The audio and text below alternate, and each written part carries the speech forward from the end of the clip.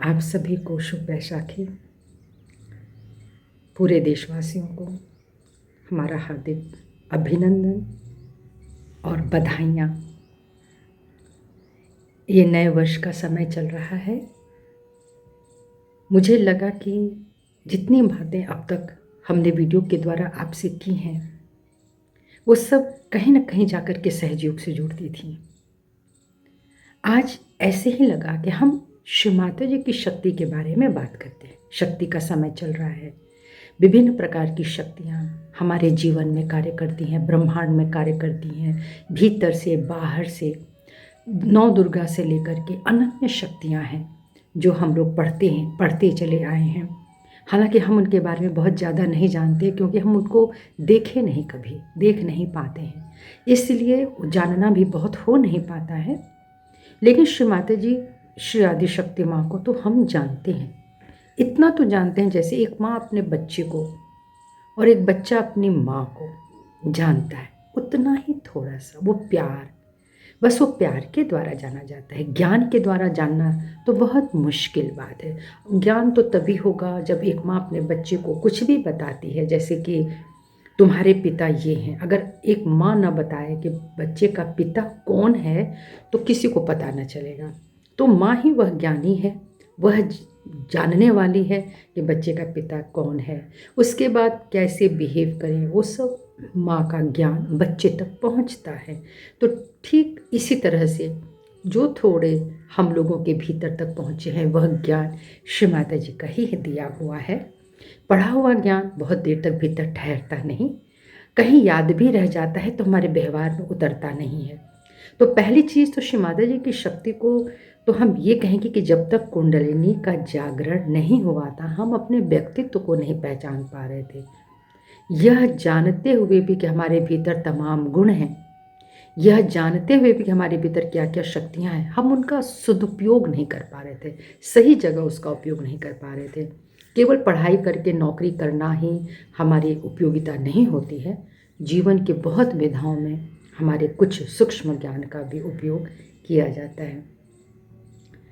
तो जब हम सहयोग में आए, और मैंने आपको एक अपने वीडियो में जिन खोजा तिन पाइयाँ में मैंने बताया था कि मैं किस तरह से सहयोग को ढूंढ रही थी, कैसे मुझे सहजानंद, नित्यानंद, मुक्तानंद जैसे जब मैं किताबें पढ़ी तो मुझे आभास हुआ कि बिना गुरु के, बिना सदगुरु के ज्ञान मिलता नहीं।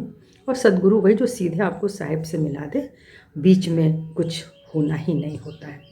तो श्री माता जी ने वह जो उन्होंने जागरण की प्रक्रिया की, वह सबको पता है कि ये नाथपंथियों के द्वारा आया और एक गुरु एक शिष्य की परंपरा में ये आगे बढ़ा था। श्री माता जी ने अपने कटाक्ष से करोड़ों करोड़ों की कुंडलियों को उठाया है और सबको आभास कराया।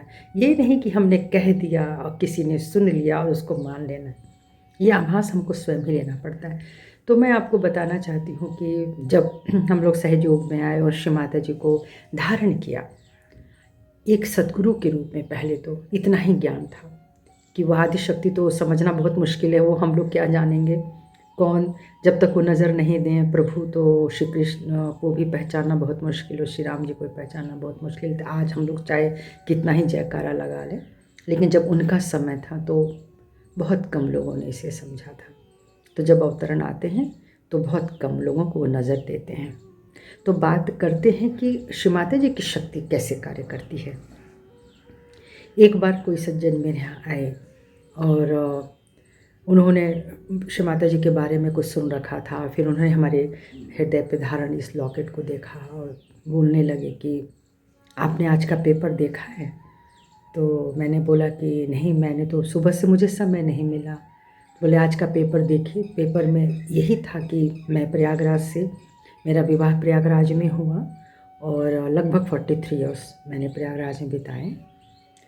तो उन्होंने बोला, और कुंभ हम लोगों ने बहुत देखे हैं, कुंभ, महाकुंभ, अर्धकुंभ, ये जो चलते हैं माघ मेले और ये सब हम लोग निरंतर, आप समझ लीजिए कि 40 साल आदमी देख ही रहा है।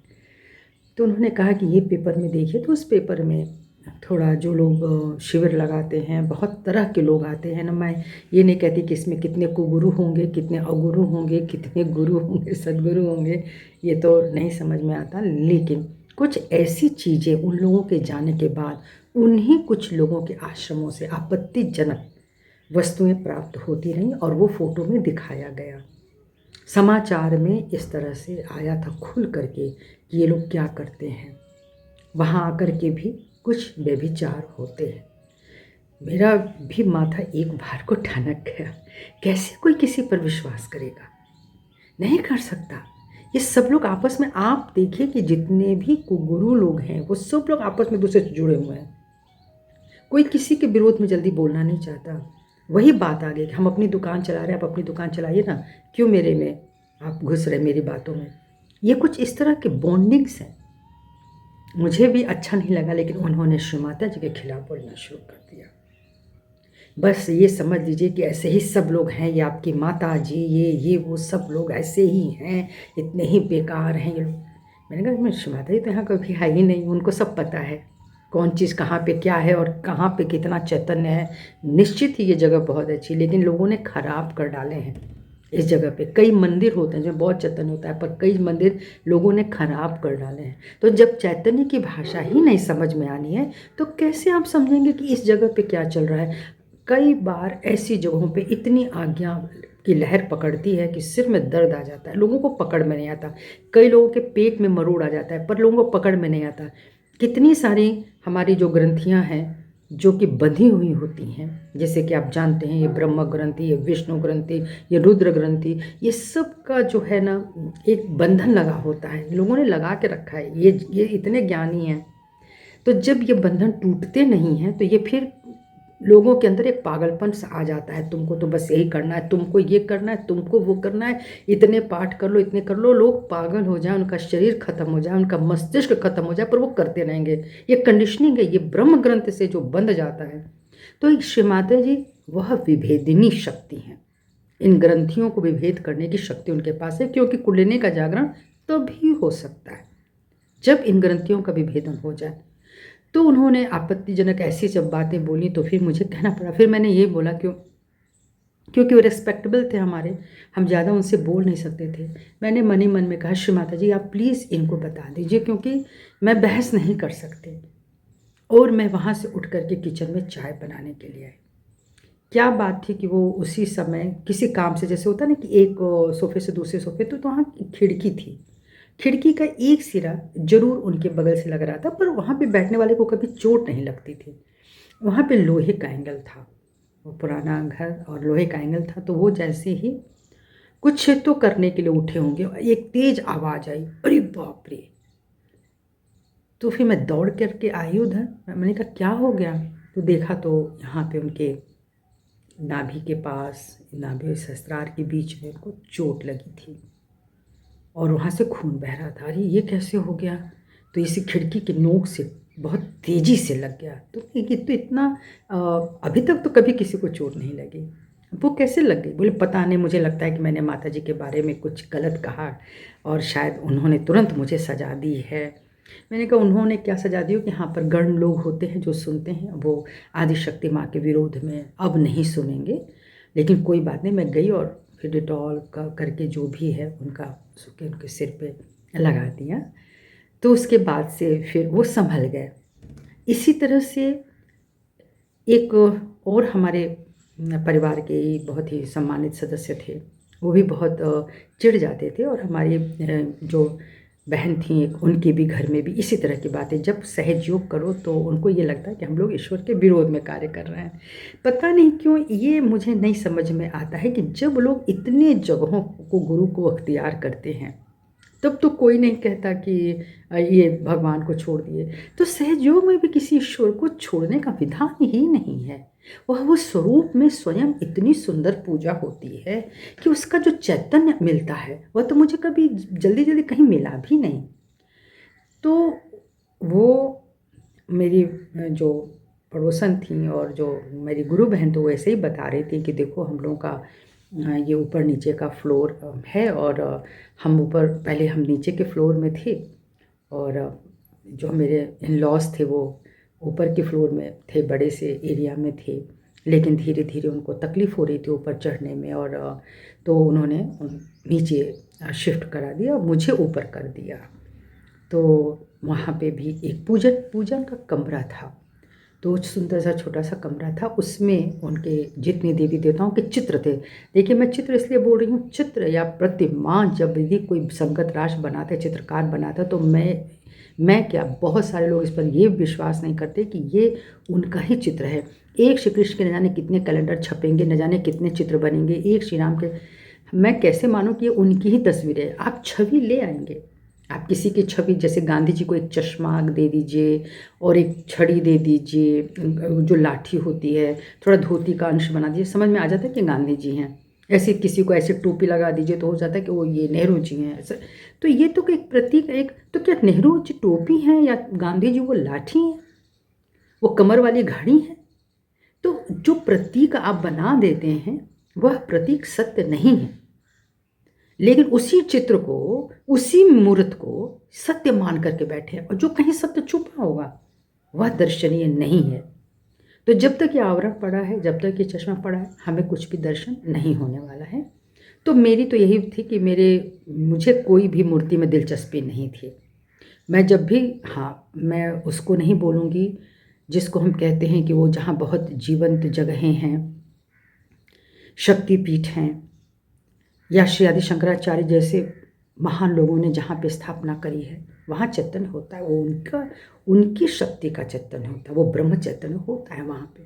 शक्तिपीठों में चैतन्य है, उसकी बात नहीं हो रही है। वो जगह जगह जो चीज़ें की जाती हैं वो बात हो रही है, जो हम अपने घर में आके सजा लेते हैं और चित्र पे हम आकर्षित हो जाते हैं कि उसमें ये लगा है, उसमें वो लगा है, बहुत सुंदर पेंटिंग है। वहाँ की बात करें, वो मेरा आकर्षण नहीं होता था। बल्कि मैं तो किसी मंदिर में जा कर के, जब मैं देखती थी, मैं एक बहुत सुंदर मंदिर में गई और वहाँ पे मैंने देखा जो देवी की आँखें थी, उसमें उन लोगों ने बताया कि उसमें हीरे लगे हुए हैं और मुकुट सोने का था, भव्य मंदिर था। लोग दर्शन कर रहे हैं, मैं उनसे पूछ रही हूँ कि आप कौन हैं?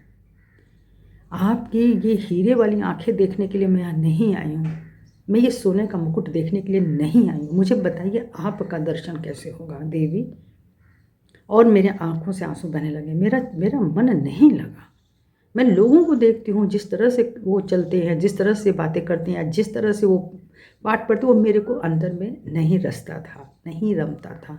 तो ये तो मैं समझ गई थी कि सब ये मैं कर चुकी हूँ, और करने के बाद जिसको कहते हैं कि एक इंसान वह करके तृप्त हो गया, अब आगे का क्या? तो जो वो आगे वाली बात आई, तो वही मेरे अंदर चल रही थी। तो वो उन्होंने खूब प्रतिमाएँ लगा रखी थी, और जो गुरु बहन है वो सहयोग में आ चुकी थी, तो श्री माता जी की प्रतिमा, उसके साथ गणपति, और जिन पता है, जो सब लोग जानते हैं। तो उन्होंने जब ऊपर की तरफ वो शिफ्ट हो गई, तो वो पूजा करने के लिए रोज़ ऊपर आते, पूरी तरह से नीचे चले गए थे, पर पूजा करने के लिए वो ऊपर ही आते। घंटा बजाना, ये करना, वो करना, क्योंकि एक मंदिर की तरह बना था, तो बस्ती और खूब मंत्र वो श्लोक चल रहे होते, तो कोई बात नहीं, कोई दिक्कत की बात नहीं थी। इस बहन ने क्या किया था कि इन्होंने श्री माता जी की फ़ोटो को एक दो जगह पे लगा रखा था, ड्राइंग रूम में अपने यहाँ पे, क्योंकि उनके पास और कोई जगह नहीं थी। और श्री माता जी की तस्वीरों से आप शुरू में जानते हैं कि इतना प्रेम होता है, इतना प्रेम कि कहा नहीं जा सकता कि कितना सारा, अगर 108 तस्वीर मिले तो मैं 108 तस्वीर अपने घर में लगा, ये प्रेम था। तो उसमें से कुछ तस्वीरें उन्होंने भी लगा रखी थी। वो आए एक दिन और अंदर घर में औचक निरीक्षण करने लगे, क्योंकि वो बहू थी।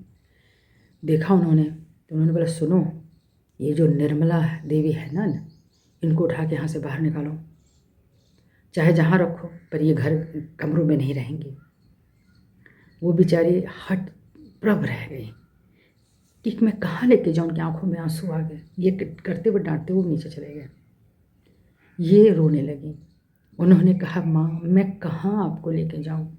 अब ये घर आपका, जो आपने मुझे दिया वो आपने दिया है।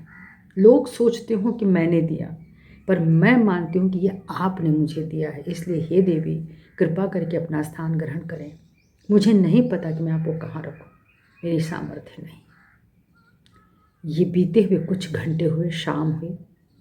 अचानक ही ससुर जी पुनः आते हैं और बोलते हैं, सुनो, एक काम करो, आखिर में ये भी तो, निर्मला माता भी तो शक्ति है ना। अब ये नहीं पता उनको कि ये क्यों बोल रहे हैं। तो शक्ति है, तो एक काम करो कि मैं भी ऊपर नीचे करने में और तकलीफ़ होती है, तो हम लोग पूजा का पूरा घर जो है, नीचे वाले भी कमरे में एक जगह है ही, तो वहाँ हम पूजा रूम बनाते हैं और पूरा हम ले जाते हैं और तुम निर्मला माता की तस्वीर को वहाँ स्थापित करो। अपने आप एक सुंदर स्थान, जहाँ तो उसके पास कोई मंदिर का कोना जैसा कुछ था नहीं, तो शिव माता जी की ही शक्ति थी। किसने किया? कुछ घंटों के बाद शाम को तस्वीर बदल गई। सुबह जिस पर उसके आंख में आंसू निकले थे जिन बातों पे, वो खिलखिला के हंस पड़ी कि वाह रे महामाया, वाह आपकी शक्ति। और यही हुआ कि उसने अपनी तस्वीर को उठा करके बाइज्जत पूरी श्रद्धा के साथ उस जगह पे लगा दिया। तो ये शिव माता जी की शक्ति, और बहुत सारी शक्तियों से हम लोग जुड़ेंगे, मिलेंगे, और सबके पास है। मुझे ये माध्यम नज़र आता है, क्योंकि कहाँ जा कर के बात की जाए 2 से 3 से 4 से, तो क्यों ना हम इस पर आपसे बात करें, और आप भी चाहें तो शेयर कर सकते हैं। जय श्री माता जी। मैं दूसरी वीडियो में आपको और भी बातें बताने जा रही हूँ। जय श्री माता।